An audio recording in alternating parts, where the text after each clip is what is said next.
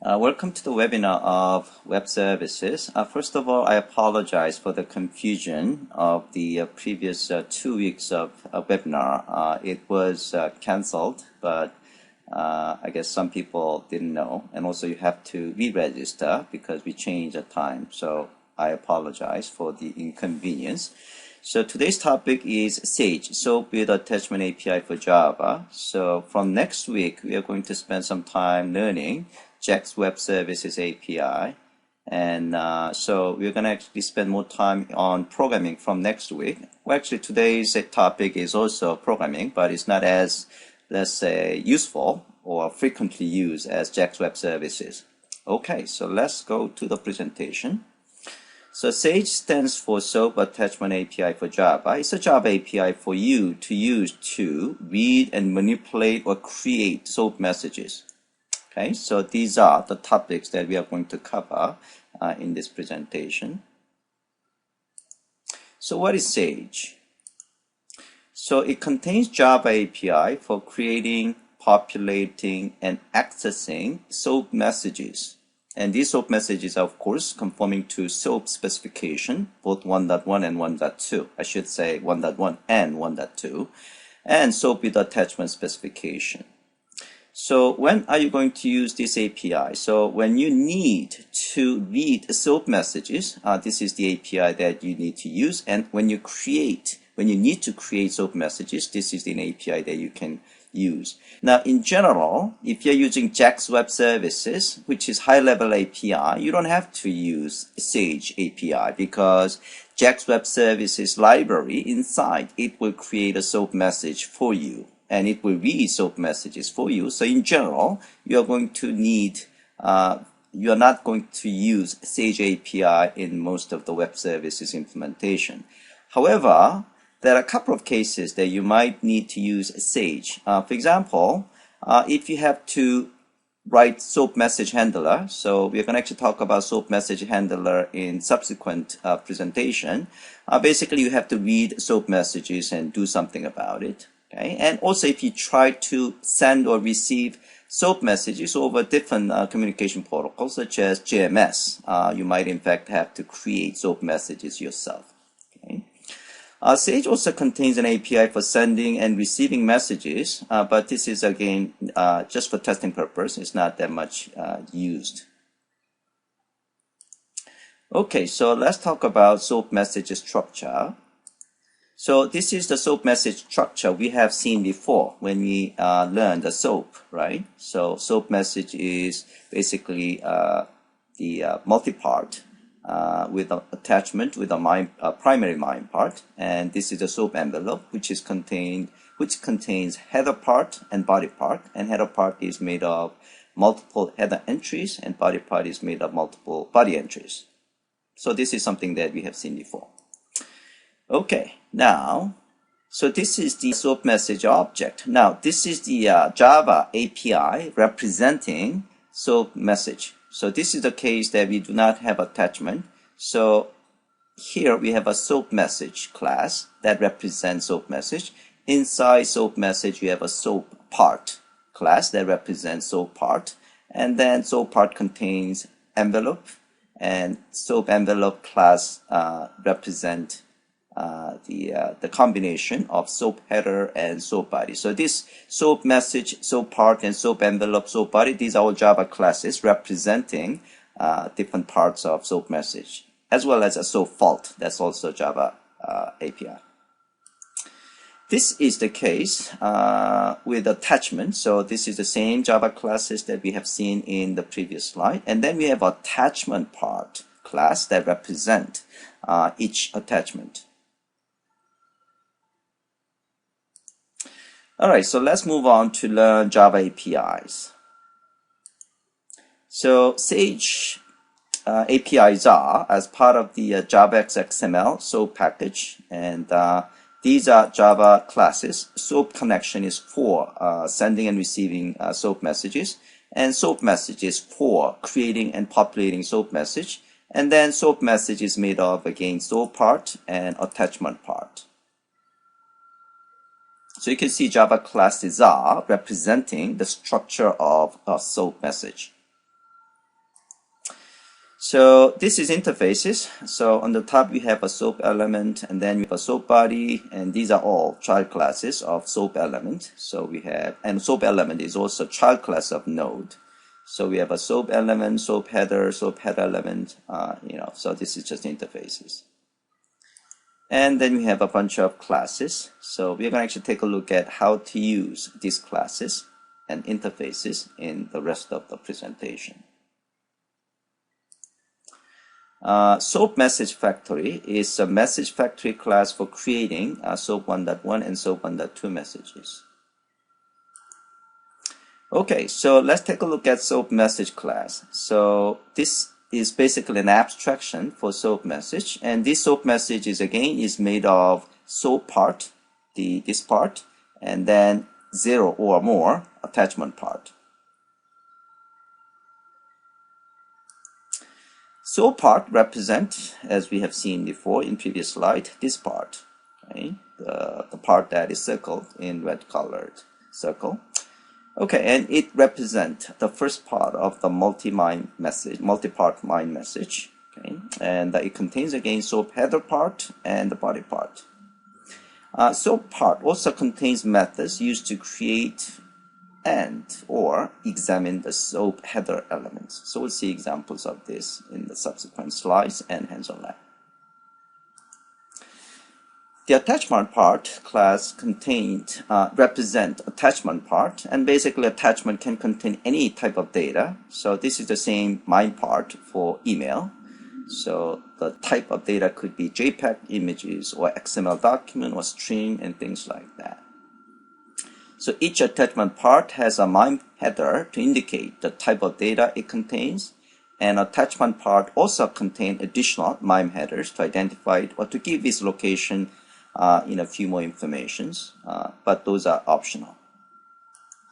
So this is in fact the content of SOAP message that contains attachment. So you can see here, you can see the content type.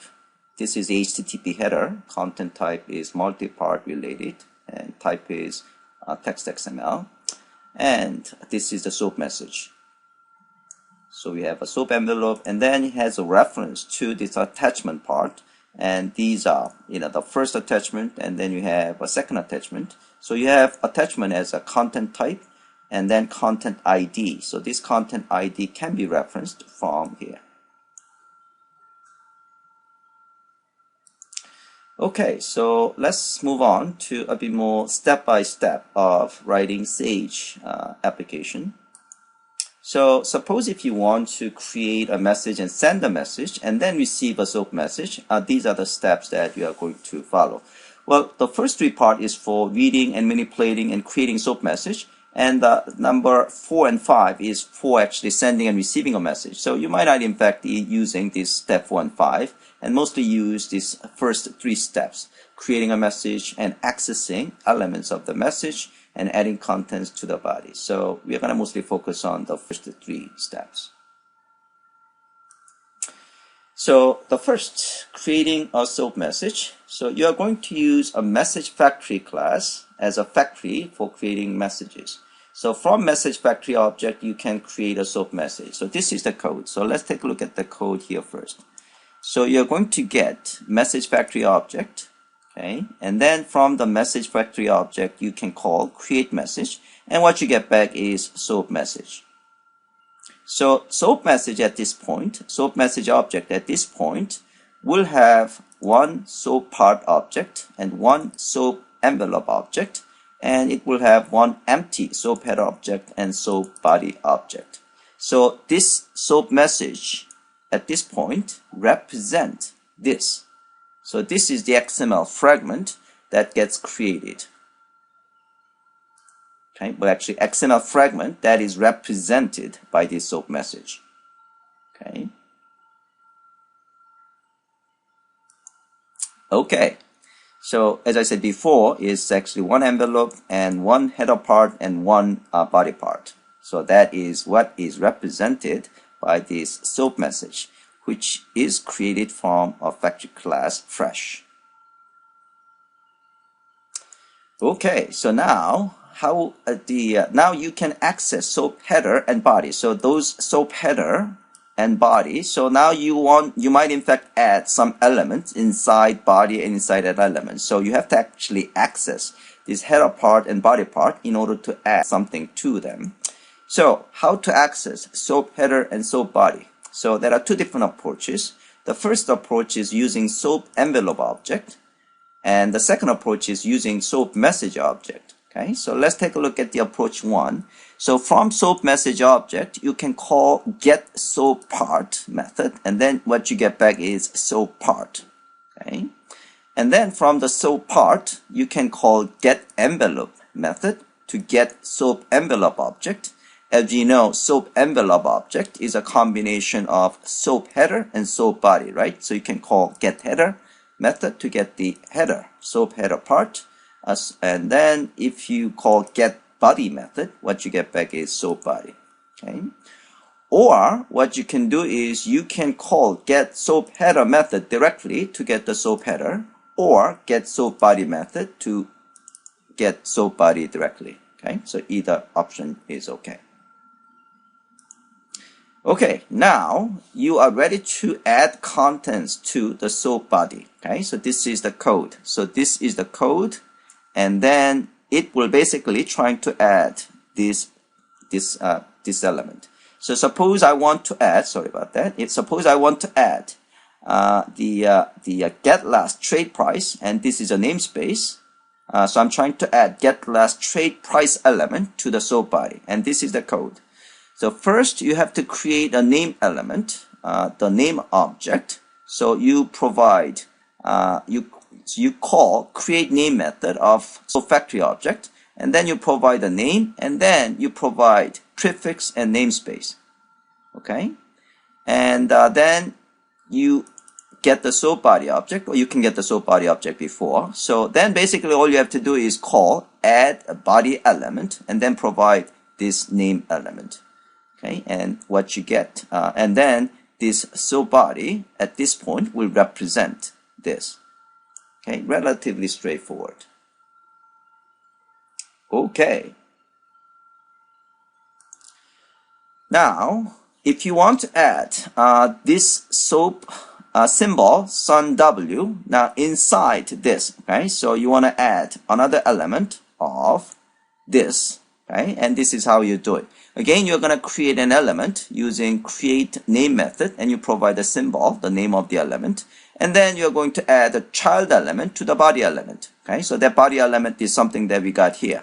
Okay, so you're going to call add child element to the body element, and then text is the something that you're going to add to this symbol. So you're going to actually call add text node, and then provide the actual value of the text. So these three lines of code is basically adding this. Okay. All right. So question from James Lai. When to create the body name? Is there any naming convention here for it? No, not really. I mean, you can choose any name of your choice. Okay.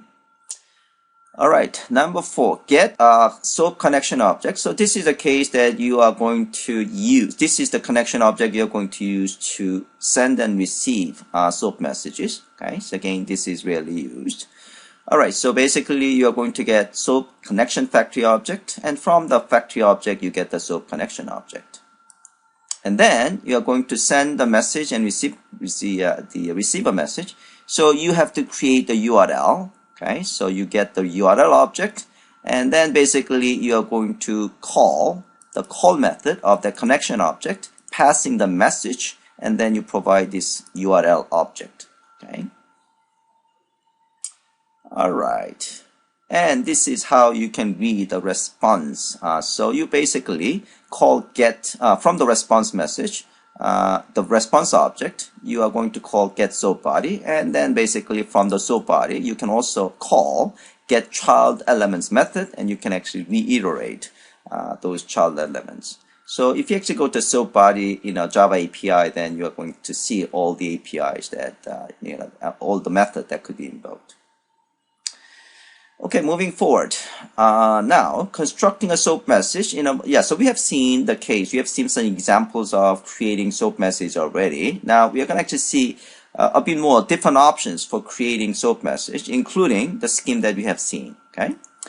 All right. So here we are going to see a bit more detailed instruction of the adding element SOAP header, and we have already seen examples of adding element SOAP body, right? Okay. And another scheme that you can use is that instead of actually adding element one by one using Java API, you can actually, have an XML file, and then you can use that XML file to be read into SOAP body or SOAP part. Okay, and that's a lot more convenient, right? Okay, and we're going to actually learn how to use attachment and attributes. All right, so moving forward. So adding content to SOAP header. So this is probably not that much different from adding content to SOAP body. Okay, so let's see how things work here. So again, you are going to create a SOAP. Yeah, so you have an access to SOAP header by calling get SOAP header, and then you're going to create an element in the same way that we have created name elements. So basically from the SOAP factory, you create a name.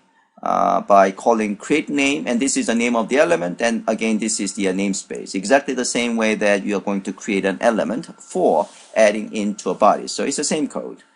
Okay, and then instead of calling add header element, you're going to, instead of body element, you're going to just call add header element. Okay, and so that's pretty much the same logic. And here so in the case of header, you can also add an attribute and of course the body element. So this is the way that you are going to add an element, attribute. So you are going to call add attribute. Okay, and also you have to create the name as well. Okay, so and this is the value. Okay, so what it will create is like this. Okay, so we are basically create an element inside the header. So the logic of adding this element is pretty much the same. And here we also saw example of adding an attribute. Okay, so that is this adding an attribute. Okay. Yeah, you don't really have to remember all these APIs. Just understand that these APIs are available, and that's pretty much what I'm asking you guys to do. Okay, because SAAJ APIs are actually rarely used. Okay, so this is the case that you are going to add text node. Okay, so again, this is the example we have seen before. All right, so adding content to SOAP body. Again, this is the code that we have seen before, and this is a bit more, complicated example, but it is working exactly the same. Okay, so basically, create an element with name and namespace, and then you call add body element. Okay. And then here we are actually adding a child element as well. So let's actually see what you're trying to add here first. Okay. So what you're trying to add is we have parent element and then we have a child element, product and price. So it's a little bit more complex than previous case. Actually, we have this is in fact the root element, and then we have a child element, and we have another child element. Okay. So code is something like this. So this is the root element, and then we actually add the child element, and then we have another child element, this product, to order, parent element. Okay, but logic is pretty much the same. Okay. All right. Okay, now, as I said before, it's a lot more convenient to add a file to a SOAP body instead of actually adding each element to a SOAP body, especially if you have a very large number of elements that you need to, create. It's very inconvenient to do that in Java API. So one way you can do is, suppose you have a file and you are going to create a DOM object. So you are going to have document builder object, and then from the document builder object, you're going to parse it. And you provide the XML file, and then what you get back is the document object, and this document object represents a DOM object, right, as we have seen before in our DOM presentation. And all you have to do is you get the SOAP body object, and then you're going to call add document method, and you provide the DOM object. Okay, so this is a lot more convenient way of creating the SOAP message. Okay, all right. Same deal for SOAP part. So this is a case that we are going to create SOAP body, right? And here, if you want to create a SOAP part from XML document, same thing, okay? So, here you can actually create yes, pretty much the same deal. So you can have, in fact, a different source object. So here we are using DOM source object, and then you are going to actually have a SOAP part object, and you're going to call set content and DOM source object. Okay. All right, now let's move on to attachments. So how to create attachment part? So you can create attachment part object from SOAP message. Okay, so basically from the SOAP message object, you're going to call SOAP attachment part. Okay, in the same way that, we call SOAP, create SOAP part, right? The same thing here, you're going to actually say, the create attachment part, and it will return attachment part object. So attachment part is made of two parts, associated MIME header and then contents. Now the MIME header contains content type and ID, as we have seen in our previous slide. Okay.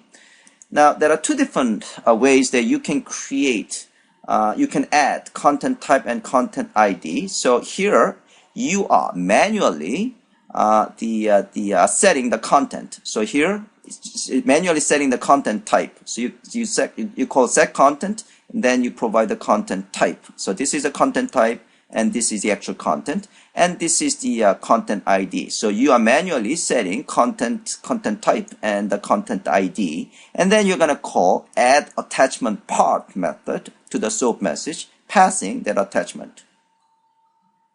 Okay, so this is attachment part object that we just created here. Okay. Okay. Now the second option is using data handler object. So data handler object is, has been around for quite a while as part of the Java email package. So here you are going to create data handler object from maybe some URL, and then as we have done it before in previous example, let's say we have attachment part object. Now here, all you have to do is setting content ID. You don't have to set the content type, because data handler, when it actually read that object type, data type, it already figures out what is the content type. Okay, so that is in fact the convenience that data handler object provides already. Okay, so here, if you're using data handler object, you don't have to set the content type, because data handler already captures that content type for you. And here, then you're going to, call add attachment part method, passing attachment object. Okay, so two different ways of adding contents and content type and ID to attachment. Okay, accessing attachment. So basically, you can call get attachment, and then basically you can iterate those attachments. If you have a multiple attachment, basically you can have iterator of those attachment, and basically here you can call get content type and get content ID or get content type. And in fact, there are a lot of methods that you can use from attachment part object, attachment part class. Okay. So here you are basically just reading content ID and content type, and if you happen to be text plain, we also display the content. So this is some exercise we're going to do later on in hands-on lab. Okay, adding attributes is, again, we have seen that example before. So basically you have an element, name object, and you're going to just call add attribute. Okay, all right, and this is a case. All right. And here you are retrieving a value of an attribute from any SOAP element. So here, return the value of an attribute by providing attribute name. And here you can actually get all attributes of that particular element. So here you are actually iterating. So nothing really fancy. So adding attribute to SOAP header element. So header entry can have an actor and must understand attribute, right? So that are in fact the APIs, add actor and add must understand API and things like that. Okay, so so you can just certainly use those APIs, or you can just use add attribute as well method. Okay, retrieving all header entries. So again, you can call the examine all header entries, and you can also iterate. All right, error handling. So basically, when you are processing some the SOAP message, you might in fact actually create a SOAP fault message. Okay, so represent SOAP fault element in SOAP body, and parties that can generate SOAP fault is recipient of a message in a point-to-point messaging, or message provider in the message provider based messaging. Yeah, so if you actually build a SOAP handler, you could actually return SOAP fault if you want to. In that case, you are going to use this method. Oh, by the way, these are the solve object contains these fields: fault code, fault string, fault actor, and detail. And these are the things that represent the SOAP fault the message. I mean the SOAP fault the element, right? Okay, so this is example one, SOAP fault with no detail message. So here we are gonna just create the SOAP fault message, and then you're gonna set the fault code, fault actor, and fault string. Nothing fancy. And here we are also adding detail information. Okay, so again, it's nothing really fancy. And so here retrieving SOAP fault. So basically, if the SOAP body message is a fault, you can just call get fault, and then you can get the fault code, fault string, and fault actor. Okay. Retrieving detail object. You can call the get detail the method from the fault message, and then you can get the detail. Okay, nothing fancy. All right, so that's the end of the presentation. Now let's take a look at the hands-on lab. So hands-on lab is basically constructing SOAP message. So here, let's see. So exercise 1 and 2 are constructing SOAP message, and exercise 1 is creating SOAP 1.1 header, and exercise 2 is creating SOAP 1.2 header, and same thing for exercise 3 and 4. This is actually reading XML file and then create a SOAP message. And this is again same deal, but this is for SOAP 1.2, and exercise 5 is for attachment, and exercise 6 and 7 is for creating fault message. Again, this is SOAP 1.1, and this is SOAP 1.2. Okay, so let's actually run SAAJ header 1 sample application. So here, let's run this application. So basically what you get back is, the SOAP message, and then it's just kind of reading that SOAP message, okay? So I'm going to just use the documentation because I actually indented the message, and we're going to take a look at the code as well. So when you run the application, basically this is what you get back. So here we are basically created SOAP header with 4 elements. Order desk, name, shipping desk, confirmation desk, and billing desk, and each of these contains the namespace. Okay, so this is a namespace, and then it does contain an attribute. Okay, so this is an attribute, this is a namespace, this is a namespace, and this one has 2 attributes. Okay, and this one is for namespace. Okay. All right, so if you take a look at this application, basically, if I click this one, select properties, you can see I'm passing argument 1.1, and this is a main class. Okay, so basically in this code, let's take a look at the code.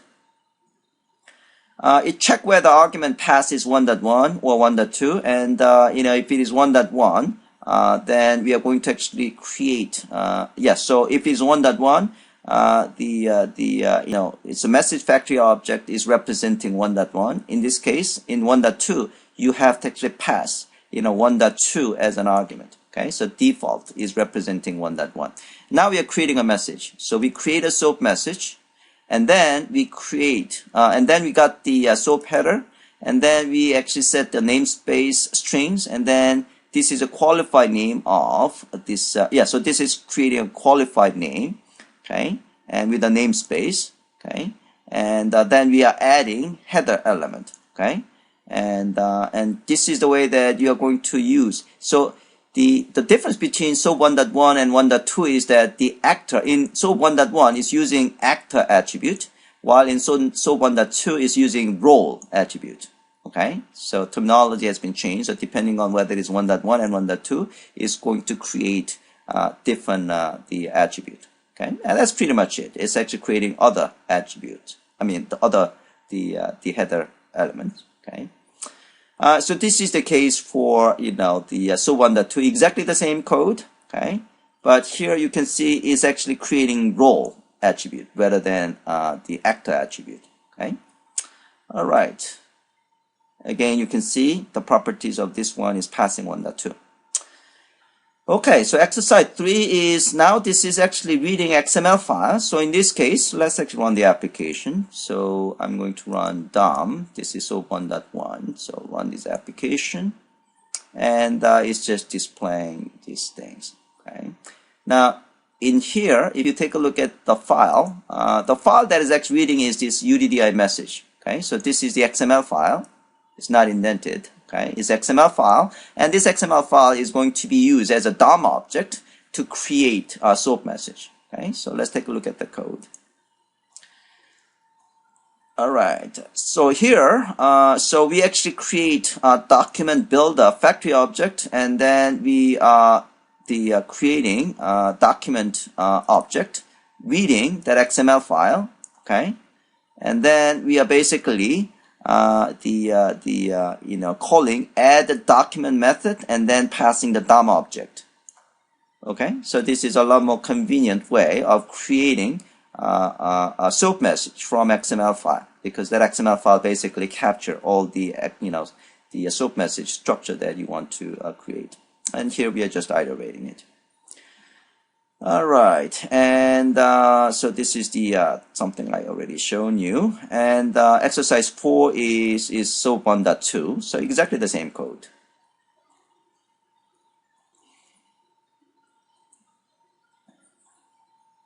Okay, exactly the same code. It's just creating SOAP 1.2 message. Okay, exercise 5 is for the attachment. Okay, so here. Let's run the application. So attachment. So I'm going to just run this attachment.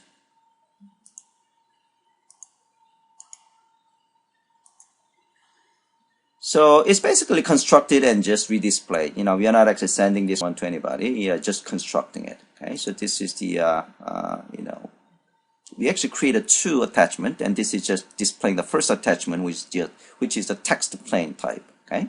So let's see that code. So we are going to create the first attachment object, attachment part object, by calling create attachment part from the SOAP message. Okay, and here we are just reading a file.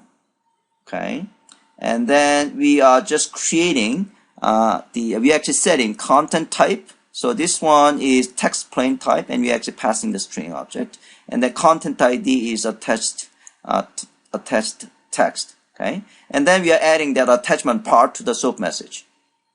Okay, so this is how we create the text plain based attachment. Now the second example here is we are going to create attachment from JPG file. Okay, so here we are actually accessing this file, XML picture JPG file from a URL. At this time we are using data handler object. Okay. So as I said before, if you're using data handler object, when data handler object is reading a particular file, it actually figures out what is in fact the content type. Okay, so you don't have to set the content type. You can set the content type if you want to, but you don't have to. Now, only thing you have to do is set content ID. Okay, and then you add the attachment object by calling again add attachment part method. Okay, and so that's pretty much the logic. And here we're just reiterating it. Okay. And exercise 6 is for generating or actually creating a fault message. Okay, so again, this is nothing really fancy either. So let's just create a fault message, run it. So basically, this is the fault message that we have created, and it's just kind of iterate each that fault message. So let's see the code. Okay, so we got the SOAP message, we got the SOAP body, and then we are going to have the SOAP fault, the object. Okay, and so here we are basically adding the fault detail. Okay, and so that's pretty much it.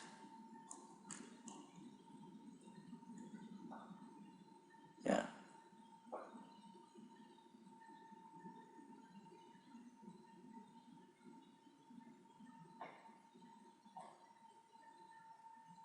Yeah, so here we set the fault string, fault actor, and things like that. Okay, and we are just reiterating that SOAP message, SOAP fault message that we just created. Okay, so pretty straightforward. It's actually, this is for SOAP 1.2. All right, so nothing fancy. Okay, so you can see when you're building SOAP 1.2, you can see the namespace. So we learned this namespace, SOAP namespace, is representing SOAP 1.2, right, or SOAP 1.1. So this one, if you're using 2003, that means it's a SOAP 1.2. If it's 2001, that is SOAP 1.1. Okay, so if you actually see previous case, you can see this is. Oh, okay. So it doesn't even have the year. So this is the namespace representing SOAP 1.1, and then if you have this namespace, then that means SOAP 1.2. All right. So that's the end of the presentation and hands-on lab. So pretty straightforward. Any questions?